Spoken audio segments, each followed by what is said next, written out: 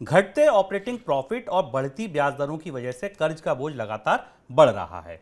Reports की माने तो सितंबर तिमाही के दौरान 82 मिड कैप कंपनियों पर ऑपरेटिंग प्रॉफिट घटकर 46,668 करोड़ रुपए रह गया है, जो जून की तिमाही में 53,931 करोड़ रुपए था। कुछ ऐसा ही हाल लिस्टेड छोटी कंपनियों का भी है। सर, कंपनियों के नतीजे कर्ज को लेकर क्या बता रहे हैं?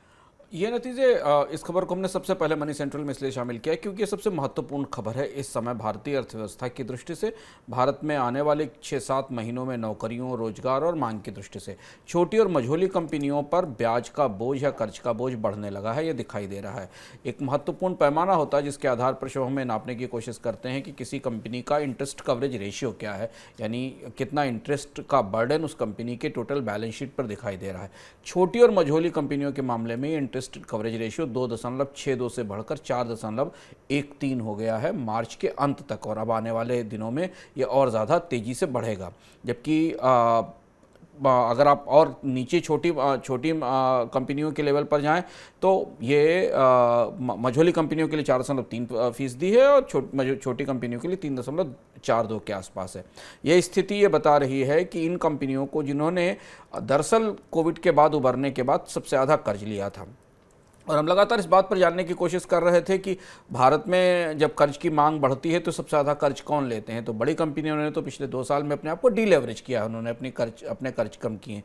छोटी और मझोली कंपनियां ही बैंकों से कर्ज के जरिए आगे बढ़ती हैं, और ये उन कंपनियों का आंकड़ा है जो शेयर बाजार में सूचीबद्ध है। यानी इससे आप ये समझ सकते हैं कि पूरे जो स्मॉल और मीडियम सेक्टर में जो चैलेंज है कर्ज के बोझ बढ़ने का, वो कितना बड़ा है। और इसमें एक और महत्वपूर्ण बात है कि कल आरबीआई गवर्नर ने जब बैंकों से बात की थी और बैंकों से कर्ज की मांग की बढ़ने की समीक्षा की थी, तो उसमें उन्होंने इस बात की तरफ ही इंडिकेट किया था कि अब जो आंकड़े हमारे पास आ रहे हैं वो ब्याज दरें बढ़ने के साथ छोटी मझोली कंपनियों पर कर्ज के बोझ और उसका दबाव बढ़ने को लेकर हैं।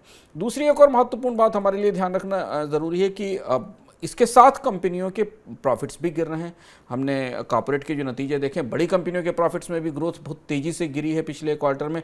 छोटी कंपनियों के मुनाफों पर तो और ज़्यादा इसका असर पड़ रहा है। तो अगले 6-7 महीनों के दौरान, 8 महीनों के दौरान छोटी मझोली कंपनियों के लिए चैलेंज बढ़ने वाला है।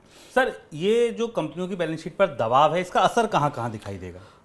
हमें एक चीज़ महत्वपूर्ण ध्यान रखना ज़रूरी है कि भारत में वैसे भी मझोली और कंपनियों, मिड साइज़ की कंपनियों की कमी है। भारत में बहुत कम कंपनियां हैं।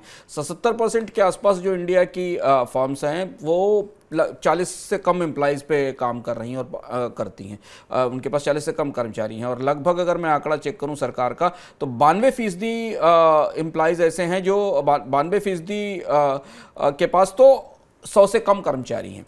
मझोली कंपनियों पर सबसे ज़्यादा दबाव रहता है रोजगार देने का भी, और इकोनॉमिक सर्वे ने अपनी पुरानी रिपोर्ट में भी कहा था 2019 में कि भारत में जो छोटी कंपनियां हैं उनके लिए बड़ा होना बहुत मुश्किल है, पर जो कंपनियां मध्यम आकार की हैं वही कंपनियां बड़ी हो सकती हैं, उन्हें बड़े होने की क्षमता दिखाई देती।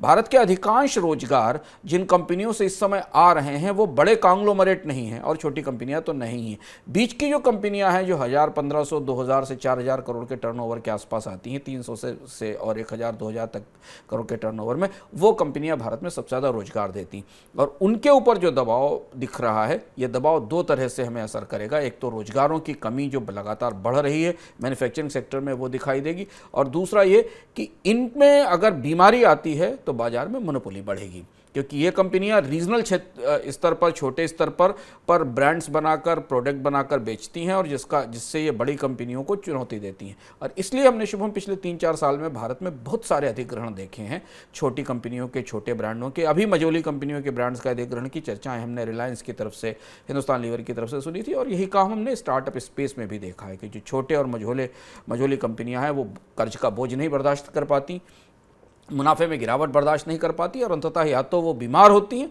और या फिर वो किसी बड़ी कंपनी के शरण में जाकर उनका अधिग्रहण होता है।